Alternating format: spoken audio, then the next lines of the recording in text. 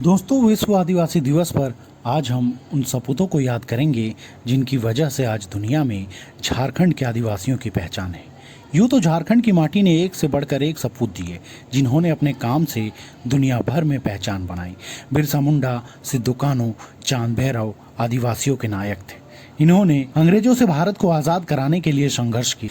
तो वहीं कुछ नायक ऐसे भी हुए जिन्होंने आज़ाद भारत या कहें कि आधुनिक भारत के निर्माण में अपना रचनात्मक योगदान दिया। आज हम ऐसे ही 3 नायकों के बारे में बात करेंगे। इस लिस्ट में सबसे पहले नाम आता है डॉक्टर रामदयाल मुंडा का। रांची के पास दिवरी में जन्मे रामदयाल मुंडा ने अमेरिका की नौकरी छोड़कर झारखंड लौटने का फैसला तब किया था जब लोगों का सपना होता था कि वे विदेश जाकर पढ़ें, वहां नौकरी करें। अमेरिका में रहने के दौरान इन्हें इस बात का एहसास हुआ कि अपनी माटी के लिए कुछ करना है और प्रोफेसर की नौकरी छोड़कर रांची लौट आए। यहाँ अलग झारखंड राज्य के लिए आंदोलन किया तो लोगों में सांस्कृतिक चेतना भी जगाई।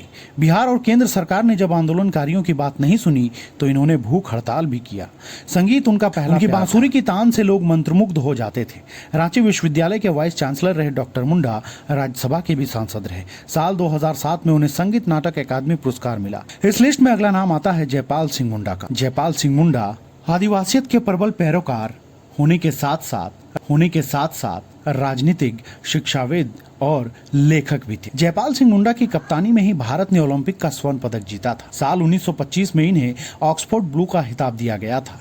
यह खिताब पाने वाले जयपाल सिंह मुंडा एकमात्र इंटरनेशनल हॉकी प्लेयर थे।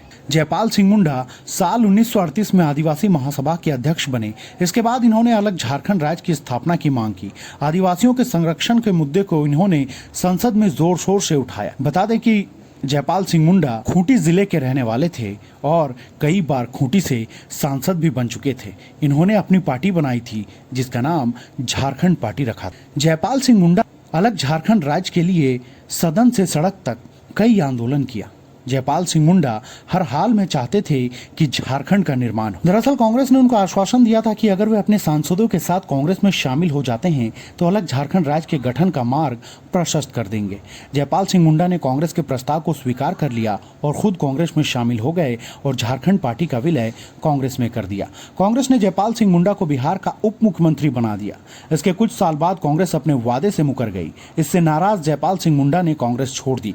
इन्होंने संविधान सभा से लेकर संसद और सड़क तक आदिवासियत की आवाज बुलंद की। आदिवासियों को राजनीति में भागीदारी दिलाने की पहल की। साल 1948 में आदिवासी लेबर फेडरेशन की स्थापना की ताकि आदिवासियों को राजनीति में सक्रिय किया जाए। इसके बाद नाम आता है इंजीनियरिंग की 9 डिग्री लेने वाले कार्तिक उरांव का। इन्होंने ब्रिटेन के सबसे बड़े न्यूक्लियर पावर प्लांट का डिजाइन तैयार किया। गुमला जैसे पिछड़े इलाके में जन्म लेने और मैट्रिक तक की पढ़ाई करने वाले कार्तिक उरांव को छोटा नागपुर का काला हीरा। कार्तिक उरांव लोहरदगा संसदीय सीट से 3 बार सांसद और 1 बार विधायक रह चुके हैं। 29 अक्टूबर 1924 को गुमला जिले के लीटा टोली में जन्मे कार्तिक उरांव अपने जमाने के पहले राजनेता थे जिनके पास इंजीनियरिंग की 9 डिग्रियां थी। शुरुआती पढ़ाई गुमला से करने के बाद वे 1948 में पटना चले गए जहां से उन्होंने बीएससी इंजीनियरिंग की डिग्री पूरी की। 1950 में कार्तिक उरांव का विवाह हुआ और इसी साल उन्होंने बिहार सरकार के सिंचाई विभाग में सहायक अभियंता नियुक्त हुए।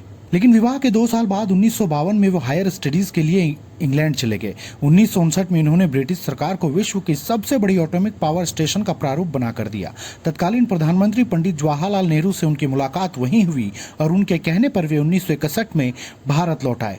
कार्तिक उरांव को रांची स्थित एचईसी में सुपरिटेंडेंट कंस्ट्रक्शंस की नौकरी मिली। बाद में इनकी प्रतिभा को देखते हुए इन्हें डिप्टी चीफ इंजीनियर बना दिया गया।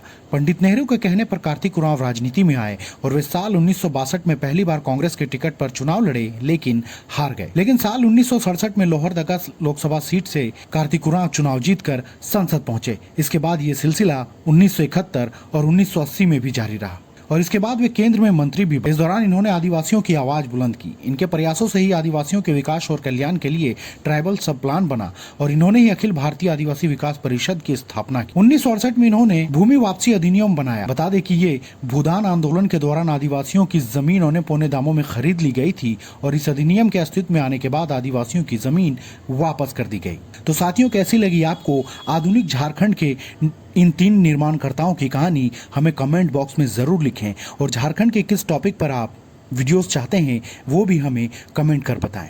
और ऐसे ही और जानकारी के लिए हमारे चैनल को लाइक, शेयर और सब्सक्राइब जरूर करें।